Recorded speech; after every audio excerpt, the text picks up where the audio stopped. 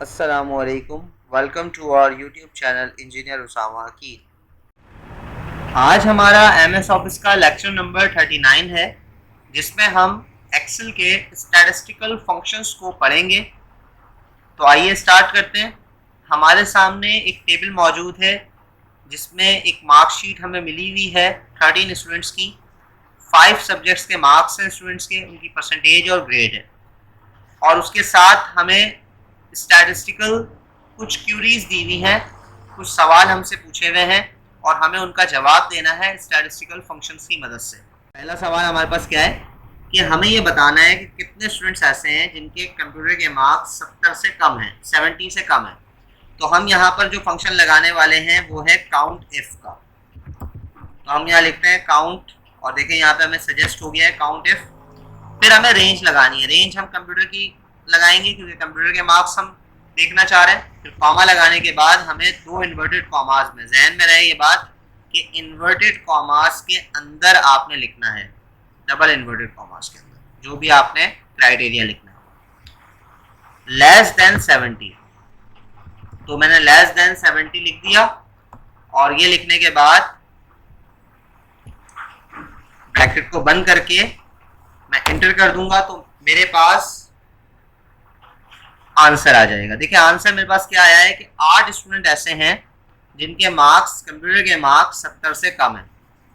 ठीक है, इसमें आप इसको मैनुअली भी देख सकते हैं, 8 स्टूडेंट्स होंगे।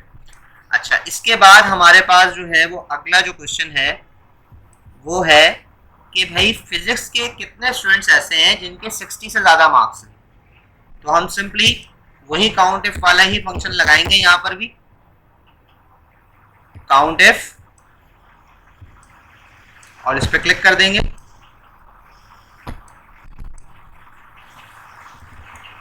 क्लिक करने के बाद अब की बार हमें जो है वो फिजिक्स की रेंज लेनी है। फिजिक्स के कॉलम को सिलेक्ट करना है, कॉमा लगाया, इन्वर्टेड कॉमास ओपन किए। अब चूंकि ग्रेटर देन है तो हम ग्रेटर देन का सिंबल लगाएंगे और 60, और फिर इन्वर्टेड कॉमास हमने क्लोज किए और ब्रैकेट भी क्लोज कर दिया। तो देखिए जनाब, हमारे पास 10 ऐसे स्टूडेंट्स हैं जिनके फिजिक्स में 60 से ज़्यादा मार्क्स हैं। ठीक है, 10 स्टूडेंट्स ऐसे हैं जिनके फिजिक्स में 60 से ज़्यादा मार्क्स हैं। अच्छा, अब इसके बाद हमारे पास जो अगली क्यूरी है, जो अगला स्टैटिस्टिकल फंक्शन है या डेटा जो हमसे पूछा गया है वो है सम ऑफ बायोलॉजी मार्क्स, कि हमें बायोलॉजी के जो मार्क्स हैं उनका टोटल सम बताना है। तो ये बहुत ही सिंपल है, हम यहाँ पर जाएंगे, इज इक्वल टू लगाएंगे।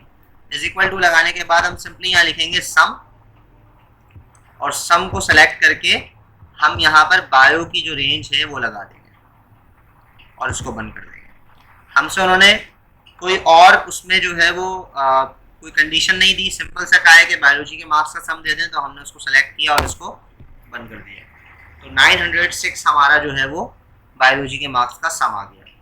अब इसके बाद वाला जो क्वेश्चन है वो बहुत ज़्यादा इंपॉर्टेंट भी है और बहुत ज़्यादा यूज भी किया जाता है, एवरेज मार्क्स ऑफ मैथमेटिक्स। ठीक है, एवरेज मार्क्स, कोई भी टीचर एग्जाम लेता है, टेस्ट लेता है, तो वो एवरेज मार्क्स लाजमी देखता है अपनी क्लास के। तो ये बड़ा इंपॉर्टेंट एक जो है वो स्टैटिस्टिकल फंक्शन है। तो ये किस तरह से लगता है ये भी देख लेते हैं। इज इक्वल टू हमने लगाया, इज इक्वल टू लगाने के बाद हम लिखेंगे एवरेज। एवरेज लिखने के बाद हम इस एवरेज पे जाकर कर देंगे क्लिक, और उसके बाद हम मैथ का एवरेज है तो हम मैथ को सेलेक्ट करेंगे यहाँ से और सिंपली इसको ब्रैकेट को बंद करेंगे और इंटर कर देंगे। तो हमारे पास देखें 52.69 जो है वो एवरेज हमारे पास आ रहे हैं मार्क्स किसके, मैथमेटिक्स के। इसके बाद उन्होंने हमसे एक बड़ा ही ज़बरदस्त क्वेश्चन पूछा है।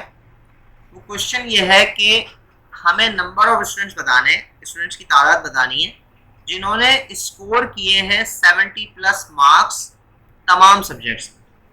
ठीक है, अभी तक हम जो बात कर रहे थे वो एक एक कॉलम की बात कर रहे थे स्पेसिफिक, लेकिन अब उन्होंने हमें जो कंडीशन दी है वो ये दी है कि हमने तमाम सब्जेक्ट्स के, पांचों सब्जेक्ट्स में ये देखना है और ऐसा फंक्शन लगाना है कि जिसके ज़रिए हमें ये पता चल जाए कि जो है वो स्टूडेंट्स ऐसे हैं जिनके 70+ मार्क्स हैं तमाम सब्जेक्ट्स में।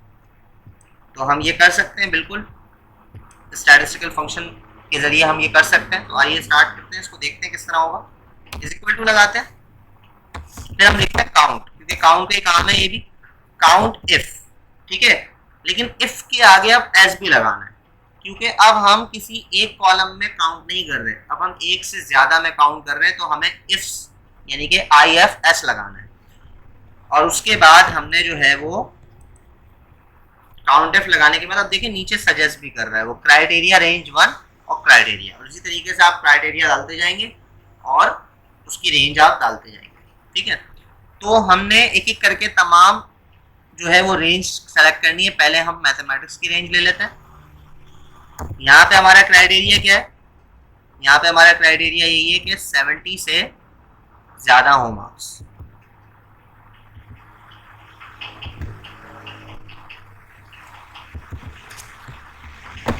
ठीक है। सिर्फ मैथमेटिक्स में लग गया है हमसे, हम इसको सेलेक्ट कर लेते हैं, कॉपी कर लेते हैं, ताकि हमें बार बार इसको एक ही चीज़ को बार बार टाइप ना करना पड़े। तो मैं इतना पार्ट इसका कॉपी कर लेता हूँ, कॉमा लगेगा। अब अगली रेंज हमारे पास किसकी है, फिजिक्स की है, और यहाँ पर भी सेम बात है, 70 से ज़्यादा होने चाहिए, तो मैं कंट्रोल वी कर दूंगा, कॉमा लगा के कंप्यूटर की रेंज, कंट्रोल वी से क्या हो रहा है कि हमारी कंडीशन लग रही है ग्रेटर देन 70 की, ठीक है। फिर मैंने कॉमा लगाया, केमिस्ट्री को सिलेक्ट कर लेते हैं रेंज को, कंट्रोल वी, क्राइटेरिया हमने पेस्ट कर दिया, फिर बायोलॉजी सेलेक्ट किया और क्राइटेरिया हमने पेस्ट कर दिया। पांचों सब्जेक्ट्स हमारे हो चुके हैं। अब हम सिंपली इसमें क्या कर देंगे, एंटर कर देंगे। तो जनाब हमारे पास रिजल्ट आ चुका है। 2 स्टूडेंट्स हमारे ऐसे हैं जिन्होंने तमाम सब्जेक्ट्स में 70 प्लस मार्क्स लिए हैं। वो 2 स्टूडेंट्स अगर हम मैनुअली देखना चाहें तो हम देख भी सकते हैं। देखें, ये अब्दुल कबीर हैं, इनके लेकिन नहीं, फिजिक्स में इनके और केमिस्ट्री के 45 और 67 है, जो कि 70 से कम है। आदिल पहले सब्जेक्ट में ही कम है, अफ़ान के कंप्यूटर में कम है, अली के पहले दूसरे में ही कम है। अरसलान को देखते हैं 70 से अबव, 70 से अबव, 70 से अबव, 70 से अबव, ठीक है। तो एक तो होगा ये अरसलान हमारे पास, ठीक है। अच्छा, उसके बाद हमजा नहीं, हारिस भी नहीं है, क्योंकि इनके भी फिजिक्स में कम है। हसान के भी कम है, कैसम, नबील, इन सब के पहले पहले सब्जेक्ट्स में ही कम है। तलहा के देखते हैं 80, 93, 75, 96, 80। देखें जी, तलहा जो है वो दूसरे स्टूडेंट हैं जिनके तमाम सब्जेक्ट में 70 प्लस है, और उसामा के भी नहीं है, पहले में ही कम है। तो देखें, हमने मैनुअली देखा, हमने फिर भी देख लिया, क्योंकि हमारे पास 13 स्टूडेंट्स का रिकॉर्ड था। लेकिन अगर ये लेट सपोज अगर 13,000 का होता या 1300 का होता, तो फिर ये हमारे लिए मैनुअली देखना तकरीबन नामुमकिन ही आप कह सकते हैं। लेकिन अगर हम ये वाला फंक्शन यूज़ करते हैं, स्टैटिस्टिकल फंक्शन, तो इजीली हमें ये बता देगा। अच्छा, इसके बाद हमारे पास जो है वो है number of A plus grades. अब हमें ये देखना है कि कितने स्टूडेंट्स ऐसे हैं जिनके ए प्लस ग्रेड है। तो यहाँ पर भी काउंट का ही फंक्शन लगेगा, काउंट इफ लगेगा यहाँ पे, क्योंकि एक कॉलम में हमने लगाना है। रेंज हमने ले ली ग्रेड वाली, कॉमा लगाया, और हमने जो है वो अब क्या लगाना है, ए प्लस, ये हमारा क्राइटेरिया है, और हमने इसको एंटर कर दिया। तो देखें, 2 हमारे पास आंसर आ रहा है। 2 स्टूडेंट्स ऐसे हैं जिनकी A1 ग्रेड है। ये देखें, एक स्टूडेंट ये आ गए अरसलान, और दूसरे आ गए तलहा। अगर हम बी ग्रेड देखना चाहें तो क्राइटेरिया बी कर देते हैं। 4 स्टूडेंट हैं, 1, 2, 3, 4, ठीक है। इसको A1 ही रहने देते हैं, बैक स्पेस कंट्रोल Z करके।